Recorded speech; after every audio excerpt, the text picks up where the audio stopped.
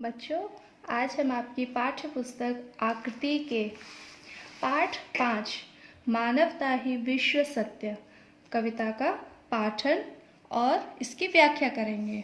तो चलिए शुरू करते हैं। चंद्रलोक और अंतरिक्ष में मानव ने किया पदार्पण, छिन्न हुए लो देश काल के दुर्जय बाधा बंधन। दिग्विजयी मन सुत निश्चय, कितना महत्वपूर्ण यह क्षण।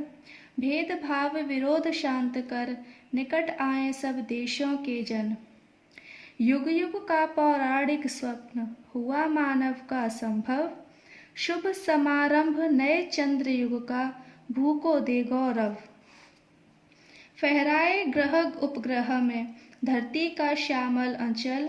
सुख संपद संपन्न जगती में, बरसे जीवन मंगल।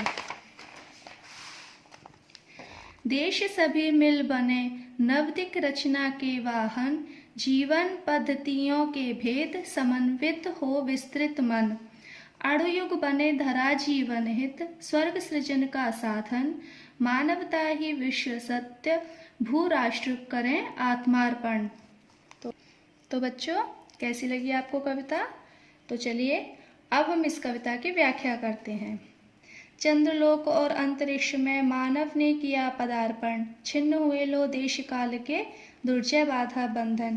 पहले आप देखते थे कि हमारे जो भी रिश्तेदार होते थे तो हम उनके पास अगर हमें कोई खबर पहुंचानी होती थी तो हमें चिट्ठी लिखते थे उनके लिए, और वो चिट्ठी बहुत दिनों बाद उनके पास पहुंचती, फिर वहाँ से वो हमें उसका उत्तर देते, फिर वो हमारे पास बहुत दिन में पहुंचती। तो ऐसे ही चाहे वो देश हो, चाहे हमारा आपस का ये रिश्ते हो, कुछ भी हो, पहले बहुत समय लगता था। लेकिन जो हमारे जो मनुष्य ने, विज्ञान ने इतनी प्रगति की है कि हम किसी के पास भी पलक झपकते ही अपने सारे उनको अपने संदेश पहुंचा देते हैं। और मानव ने अंतरिक्ष और चंद्रलोक में अपना पदार्पण किया है, यानी कि प्रवेश किया है।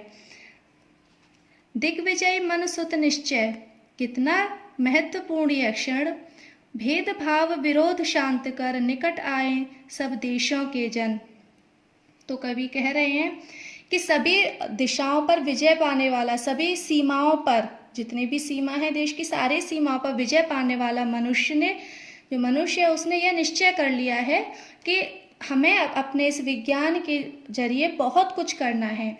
तो हमारे जो पहले बहुत सारे बंधन होते थे कि हमें कहीं अपने इस देश की खबर दूसरे देश में पहुंचानी होती थी तो हम नहीं पहुंचा पाते थे, बहुत समय लगता था।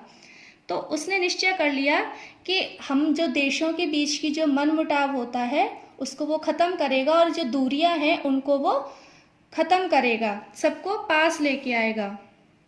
और मानव ने ऐसा कर भी दिया है। युग युग का पौराणिक स्वप्न, हुआ मानव का संभव।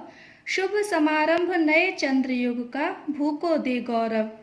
तो जो युगों से जो हमारे जो देश के कुछ वैज्ञानिक थे, जो लोग हैं, वो स्वप्न देख रहे थे कि कैसे जो देशों की सीमाओं की जो दूरी है कि हम इस देश में बैठे हुए उस देश के लोगों को अपना संदेश तुरंत नहीं पहुंचा पाते हैं। तो उन्होंने जो दूर दूर की सीमाएं थी और जो बाधा थी उसको ख़त्म कर दिया है।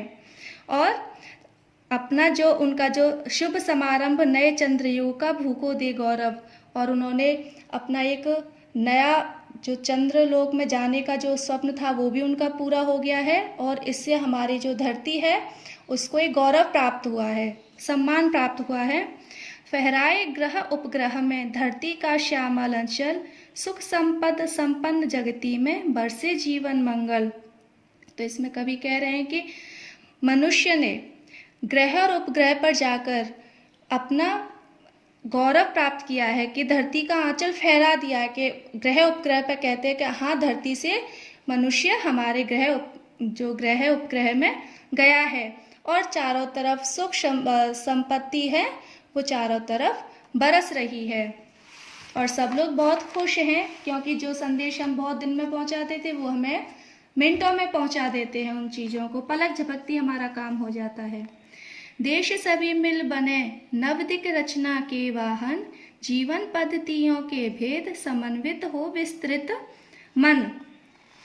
तो कवि ने कहा है कि देश के सभी लोग मिलकर जो हमारे नवजीवन रचना के जो नवदिक रचना है, नवदिक यानी नई दिशा कि जो वाहन रचना करने वाले हैं, तो जीवन के जो पुराने रीति रिवाजों के भेद हैं उनको समाप्त करके, जो रचना के जो हमारे मन में जो होते हैं ना कि वो भेदभाव होता है लोगों के मन में, तो उसको वो समाप्त करके सभी देश जो है मिलजुल कर रहें, किसी में कोई मन मुटाव ना हो या भेदभाव ना हो। अणुयुग बने धरा जीवन हित, स्वर्ग सृजन का साधन, मानवता ही विश्व सत्य, भूराष्ट्र करे आत्मार्पण। कवि ने कहा है कि जो हमारा ये वैज्ञानिक समय है, जो विज्ञान है, अणु विज्ञान जो है हमारा, ये इसका प्रयोग मनुष्य केवल, इनके जो आविष्कार हैं विज्ञान के, इसका प्रयोग मनुष्य केवल मानव हित के लिए करें, विनाश के लिए नहीं। अगर मानव हित के लिए इनका प्रयोग होगा तो जीवन हमारा स्वर्ग की तरह होगा, सारी सुख सुविधाएं होंगी और इसमें हम सबको अपना आत्मसमर्पण यानी कि हमें इसमें सबको सहयोग करना चाहिए। तो बच्चों, अब आपका गृह कार्य है कि आपको इस कविता को याद करना है और इस कविता में आए हुए कठिन शब्दों को और प्रश्न उत्तरों को अपनी कार्य पुस्तिका में सुंदर सुंदर लेख में लिखना है और इस कविता की एक वीडियो बनाकर स्कूल के व्हाट्सएप ग्रुप पर सेंड करनी है। ठीक है।